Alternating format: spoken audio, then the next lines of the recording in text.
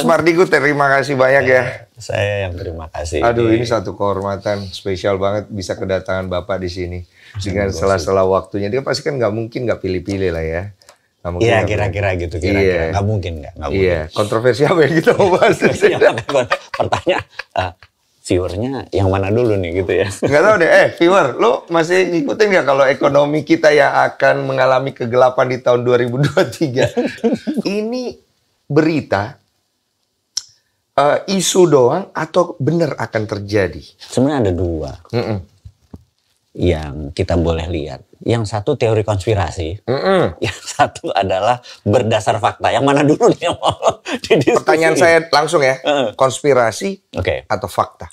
Gitu ya. Dua-duanya bisa kita jawab. Dua-duanya kita jawab. Jadi fakta dulu aja. Cakep. Jadi ada hal yang menarik dunia ini. Konstelasinya tuh lagi menimbulkan apa? Mencari keseimbangan baru. Konstelasi. Kita kasih contoh ya misalnya.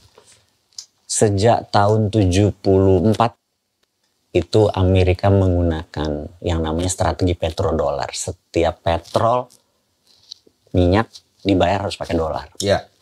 Sehingga negara-negara yang tidak punya petrol, which is 90% negara nggak punya. Kelar hidup lu intinya. Harus beli dolar. Akhirnya semua transaksi pakai dolar. Dan puncaknya di tahun 2011, 95% transaksi di dunia cross country itu pakai dolar. Iya. 10 tahun terakhir itu dolar makin turun, bahkan per hari ini hanya 60% penggunaan dolarnya. Gitu. Salah satunya negara-negara bekerja sama dengan Tiongkok ini, itu menggunakan yuan rupiah, yuan real, udah kayak gitu. Jadi demand terhadap dolar ini turun. Peminatnya lah ibaratnya. Peminat. Efeknya, ini efeknya menarik. Ini efeknya. Kita tahu bahwa niatnya Amerika control the world. Jadi itu ada banyak toolnya. Jadi Kissinger tuh pernah ngomong, when you control food, you control people. Iya. When you control energy, you control country. When you control currency, you control the world. Gitu ya. Itu 3 rumus. Nggak ada virus, nggak ada. Kontrol virus nanti, nanti sampai sana. Iya lanjut ya. Nah, seru nih. Jadi dunia ini per 2017, 2018, dunia ini bukan sesederhana seperti kita dulu melihat. Yeah. Dan sejak 2017, 2018, saya tuh pernah mikir, ini negara kita ini ngerti nggak sih bahwa dunia ini konstelasinya lagi bergeser, terutama bagian keuangan atau Kementerian Keuangan. Ngerti nggak sih gitu? Kalau karena nggak ngerti, menurut saya, waduh kayaknya nggak ngerti nih. Karena negara tuh ada 3 cara ngelolanya. Negara at normal condition, negara at crisis, sama negara at war. Jadi economic at war tuh berbeda dengan economic at normal condition. Saya pikir kok bernegaranya kayak biasa-biasa saja. Ini bicara 2017, 2018. Wah, ini bahaya nih. Ini maaf ngomong, kalau 2018 dulu sudah dibenerin, cuman ngingetin aja ya, presiden boleh ganti menteri keuangannya itu aja gitu, itu cuman ngingetin doang ya. Jadi kok nggak bergeser strateginya gitu, kita ingetin. Jadi sebagai warga negara itu, kalau ngingetin itu harus pakai solusi, jangan bilang lo salah gitu ya. Ya itu nggak fair. Itu nggak fair, kita kasih coba pakai cara ini, coba pakai cara ini. Nah, hanya untuk menjawab pertanyaannya abangku ini tentang ini hoax harus ada background dulu ya. Kalau sekedar bilang itu hoax itu terus gitu. Benar. Diskusi kita nanti ngomongin gosip. Nggak bagus, nggak ada data, nggak ada valid, nggak bagus, nggak ada logikanya. Kita lanjutin. Nah, pada saat dolar tuh demand-nya makin turun gitu. Sementara waktu tahun 2020 4 negara aja itu memprinting money. Itu 35 triliun dolar. Nah, ini printing money. Jadi ada negara-negara yang namanya Amerika sejak tahun 71 itu melepas emas sebagai underlying-nya dolar. Melepas. Agustus 1971 presidennya Nixon. disarankan sama Hudson Institute, Michael Hudson. Mereka menggunakan namanya MMT, Modern Monetary Theory. Iya. Itu bukan pakai emas jaminannya, tapi pakai hutang. Amerika berhutang jadinya. Nah, ini tak terangin ya. Iya, tak kasih contoh. Ilustrasi tadi waktu kita diskusi kan, apa-apa pakai analogi. Iya, analogi aja. Ini aja deh. Biar kita ngerti. Bang Dengsu ini adalah presiden. Ngayal, aku presiden. Saya nih apa? Mungkin menteri PUPR aja. Iya, menteri. Pak Presiden lapor. Iya. Kita perlu 1 juta unit rumah. Buat?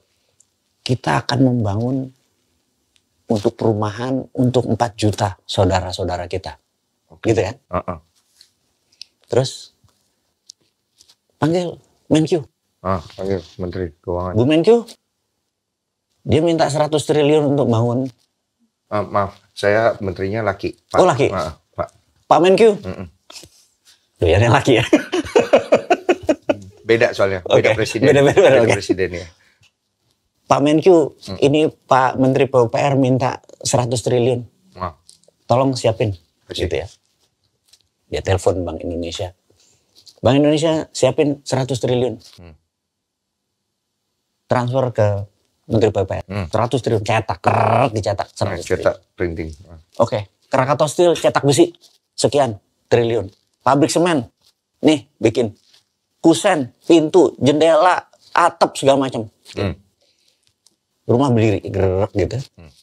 Masyarakat beli nggak boleh ada bunga, nggak boleh dinaikkan cost of money, nggak boleh. Misalnya katakanlah angka dari langit lah, 1 rumah 100 juta gitu. Masyarakat nyicil 5 juta setiap bulan, 5 juta 20 bulan lunas, bener nggak? Iya. Asal nyicil uangnya masuk ke Menteri Keuangan bakar, akhirnya masuk keuangan bakar. 100 triliunnya jadi rumah, uangnya dibakar. Dibakar, hilang. Ada inflasi nggak? Harusnya sih. Printing money-nya underlying-nya proyek. Iya. Tidak perlu emas, underlying-nya proyek. Nah, itulah yang dilakukan Amerika. Oke, ya, nangkap. Menarik sekali. Lanjut. Enak nih kalau ada analogi gini, enak deh. Nah, lanjut. China juga sama. Tahun 85, Michael Hudson itu ngajar di Peking University. Jadi Deng Xiaoping, Hu Jintao itu muridnya dia. Di tahun 89 terjadi Tiananmen, peristiwa Tiananmen yang ini udah ke barat-baratan, pengen demokrasi. Deng Xiaoping di hadapan posisi yang sangat pelik. Akhirnya 12 petinggi dia bilang, dari PKC Partai Komunis Cina-nya bilang, pilih mereka, lu gua ber-12, atau pilih kita, lu tebas ini mahasiswa. Deng dilema, karena itu ada buku yang very interesting, judulnya The Tiananmen Papers. Jadi di hari itu Deng Xiaoping sikat itu mahasiswa. Gue tahu lagi. Aduh. Ya gitu. Iya. Itu sebuah realita. Saya setelah itu ada di sana Pak soalnya. Jadi ngeliat tragisnya saya tahu. Tragisnya. Mereka membela itu. Terus mereka ngapain? Iya. Mereka ini udah tinggalkan Amerika, tinggalkan Barat, tinggalkan IMF. Kita buat sendiri. Nah yang dia buat lakukan persis pakai MMT juga. Jadi mereka punya dual currency. Yuan untuk di luar internasional, renminbi untuk lokal. Jadi orang nggak boleh pegang yuan. Semua di sini yuan dipegang negara nih. Jadi yuan pakai dolar. Di sini mereka print. Jadi China itu sejak tahun 80-an itu ngebangun. Ya, saya lihat itu. Saya lihat. Coba dari Shanghai itu orang masih naik sepeda loh.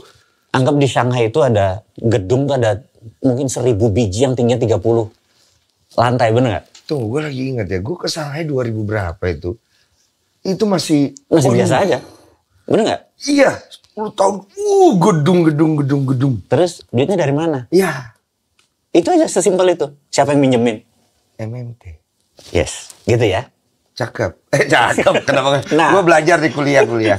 Nah, nangkep ya anak-anak ya. Padahal ini mau cerita tentang resesi 2023. Iya, nggak apa-apa. Panjang banget ceritanya. Background biar paham. Nah, akhirnya di tahun 2020 untuk salah satu menstimulus itu 4 negara besar. China, Amerika, Jepang, Jerman. Itu memprinting money total $35 triliun. Nah ini $35 triliun itu 35 billion dolar. Ini ya kita cara gampang. APBN Indonesia tuh 2.500 triliun. Ini mulai ngebayang nih brotherku ini. Atau dalam billion. Iya. Itu sekitar anggap angka dari langit 200 billion. Oke. APBN Indonesia nih. Oke. Mungkin nggak nyampe 180 billion. Biar gampang angkanya bulat. 200 billion. Ingat ya, perusahaan di dunia ini yang asetnya lebih dan kapitalisasinya lebih dari 200 billion, itu lebih dari 200 perusahaan. Mau Apple kayak, mau GE kayak, mau Citibank kayak, mau Alibaba kayak, semua lebih gede. Oke. Jadi sementara untuk menjadi CEO di perusahaan itu nggak harus masuk gorong-gorong, nggak harus mecah kadrun sama cebong gitu, nggak mecah sebuah bangsa. Ya ngingetin aja nih gue. Minum dulu bentar. Lanjut. Gue rasa bentar lagi minumnya alkohol loh. Karena YouTube saya hilang biasanya. Kemarin udah hilang. Lanjut. Nah, kayak mana gue cerita tadi? Itu nggak harus memecah. Nah, jadi ini nilainya 35.000. Bayangin, berapa kali APBN Indonesia gitu. Nah, terjadilah oversupply terhadap uang. Gitu ya. Ini penyebab inflasi nih. Jadi kalau kekayaan dunia digabung nih, kan sebentar lagi ada G20 nih. G20 ini adalah 20 negara penghasil GDP-nya terbesar di dunia. Betul. Dari 200 negara, 20 negara ini nomor satu adalah Amerika 25 triliun dolar, terus Tiongkok 20 triliun dolar. Habis itu di bawahnya jauh, 5, Jepang, terus Jerman 4, Inggris 3,8, India 3,2, Indonesia nomor 15 atau 16 gitu. Gitu. Tapi di totalnya merupakan 63% dari 100%. Kalau di total itu 100 triliun. Ini kalau di total 100%. Dari 20 negara itu? Enggak, dari 200 negara. Ini dari 200 negara. Wealth. Kekayaan dunia tuh. Nah, jumlah uang beredar itu 120 triliun. Jadi kelebihan 20 triliun. Inilah penyebab inflasi dunia sangat tinggi saat ini. Dan ini nggak bercanda loh ini. Jadi ini nggak bisa terjadi anomali baru. Biasanya dengan suku bunga dinaikkan, uang beredar ditarik, inflasi turun lagi. Betul. Sekarang tidak. For the first time di dunia ini, ditinggikan sampai 5 kali Federal Reserve. Bank Indonesia udah naikin berapa kali, inflasi tetap tinggi. Ini anomali namanya. Karena itu dunia shaking nih, gemetar. Sesuatu yang tidak pernah dialami. Never. Gitu. Itu yang. Kok gue jadi merinding? Lanjut. Seru-seru. Iya. Itu yang terjadi. Karena itu semua ekonom sekarang bilang ini baru nih. Anomali. Ini anomali baru karena dulu dengan ditinggikan suku bunga namanya tight money policy atau bahasa ekonominya kuantitatif tightening. Solusi didapatkan lah. Iya, gitu. Jadi ditarik uang beredar. Iya. Ternyata ditarik uang beredar, harusnya kan inflasi turun. Enggak, ini tetap aja inflasinya naik gitu. Pertanyaannya kenapa bisa terjadi? Nah, ini yang anomali. Istilahnya karena anomali, semua orang bilang, wah, jangan-jangan ini dengan ekonomi yang dulunya ilmunya Adam Smith, ilmunya John Maynard Keynes, ilmu guru besar ekonomi, it doesn't work anymore. Ini harus punya pemikiran baru. Yang ditakuti, mundur ke Perang Dunia Pertama. Itu juga inflasi. Gue pernah dengar lagi itu. Iya kan? Iya. Maka kita bilang, apa katakan terjadi Perang Dunia Ketiga, Great Reset sekalian jeger ekonominya diselesaiin. Ini yang membuat ada dua. Jadi ini teori konspirasi nih maksudnya, benar nggak? Kita ke konspirasi dulu. Jadi konspirasi. Kalau ekonomi udah kayak gini, pasti economic at war. Jadi military war nih. Perang dong. Itu. Nah, kita mulai menganalisa. Putin ini by design jangan-jangan. Sebagai instrumen Great Reset. Dia kayak Baim Wong. Iya, kira-kira gitu deh. Ngasih kisi-kisi. Yes. Iya. Bisa jadi ya kan? Bisa jadi. Kalau kita bilang oke, karena nggak mungkin udah dicoba berkali-kali. Jadi kita bilang kalau sampai tahun 2023 pertengahan ternyata tidak bergerak, kayaknya Cina nyerbu Taiwan. Kalau itu sih aku udah dengar. Kemungkinan besar it happens. Yes. Jadi ada dua front besar dan dua-duanya syaratnya satu, jauh dari mainland Amerika. Kenapa bisa ada terjadi persyaratan seperti itu? Itu maunya Amerika kan.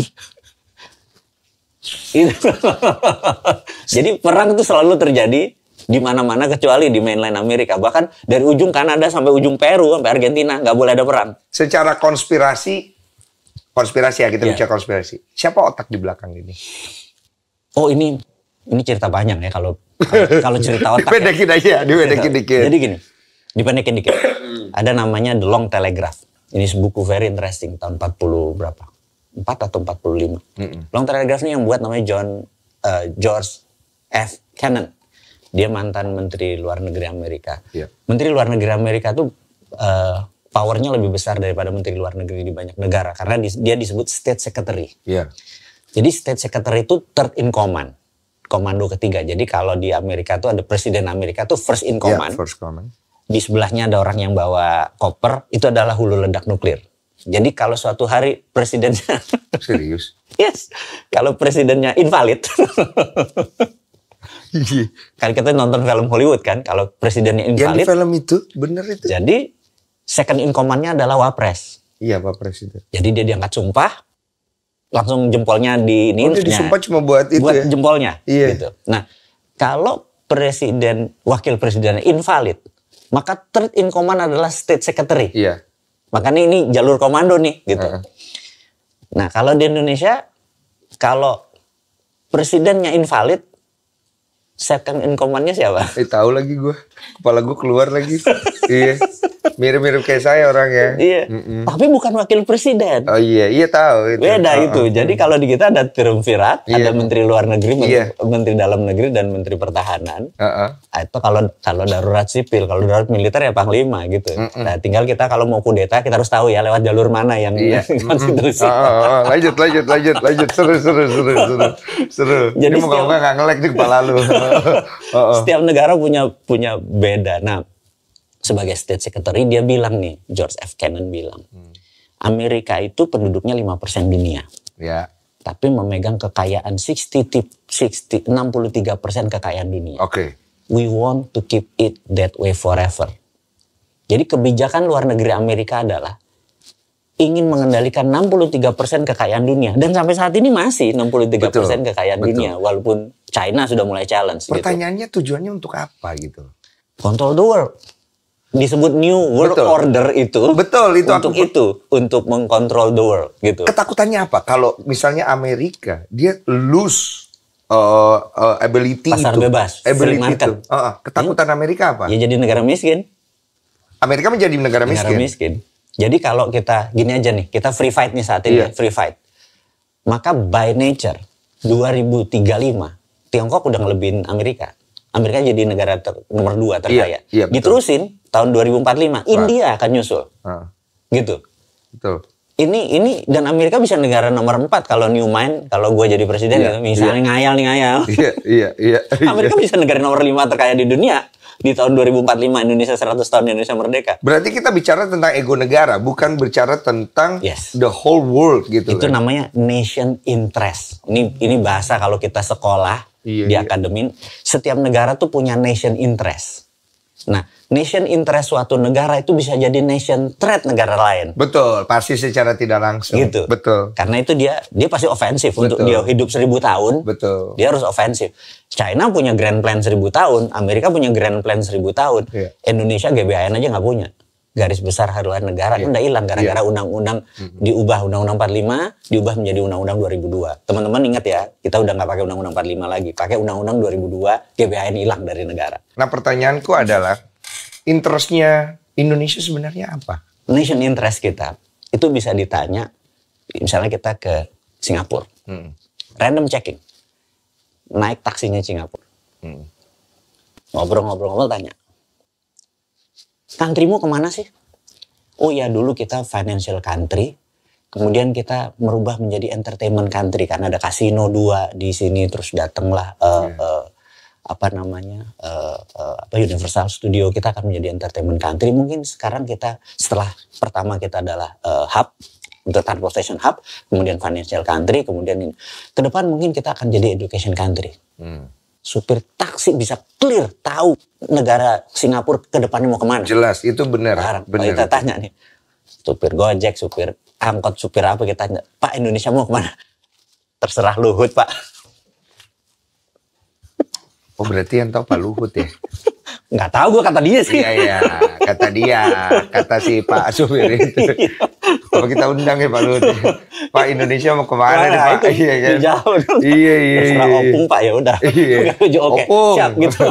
Indonesia mau kemana nih Ya udah. opung, iya kan? Gitu. Oke, berarti stuck di situ ya? Stuck di situ. Oke, sekarang kita kembali ke resesinya. Nah, resesinya ini akhirnya menjadi sebuah konspirasi doang, atau akhirnya menjadi sebuah fakta yang akan terjadi? Kalau kita ngeliat gitu ya, Dari background semua cerita. karena inflasinya udah nggak bisa tertahankan. Iya. Contoh, Liz Truss, Perdana Menteri Inggris, baru 45 hari dia menyatakan mundur. Karena mandat yang diberikan kepada dia adalah untuk menghandle ekonomi. Nggak bisa, karena terbukti Oktober tahun 2021, household, biaya energi rata-rata rumah di Inggris adalah 1.400 pound per tahun. Per hari ini, itu 2.800. Inflasinya 100% energinya. Jadi pap tutup. Kalau ke hotel ke sana yang dulu 2 juta, 3 juta, sekarang 6 juta, 7 juta, itu hotel biasa-biasa aja. Kalau di sini kita udah dapet suite, presiden suite, segala macam, yang main golf nggak landing-landing itu kamar kali ya. Sebenarnya enak di sini. Enak di sini. Jadi di Eropa itu sudah parah sekali. Dan Eropa, ingat, Eropa itu second demotion. Jadi second demotion itu misalnya gini, ini ada bola 5, kalau kita tok 1, tok keluar gitu kan. Iya. Kalau tok 2 keluar. Itu namanya second demotion, motion kedua gitu. Iya. Motion pertama itu Afrika dan Amerika Latin, itu udah lebih dulu inflasi. Udah duluan. Yang namanya Argentina sudah 50%, Brazil udah 60%, Venezuela udah terus Afrika sama. So sekarang Eropa, berani taruhan berapa nggak ke Indonesia? Oh, turun. Kan gelombangnya dari atas. Makanya, nah kita saat ini apapun yang terjadi pasti akan datang, cuman waktunya aja. It's just a matter of time. Nah, pertanyaannya kita harus ngapain gitu Dan kan? pertanyaannya sebesar Gitu. apa gelombangnya? Nah, kali ini menurutku, karena gelombangnya cukup gede. Kok gue merinding? Iya. Karena gelombangnya cukup gede. Feeling gue juga sama lagi. Wave-nya cukup gede.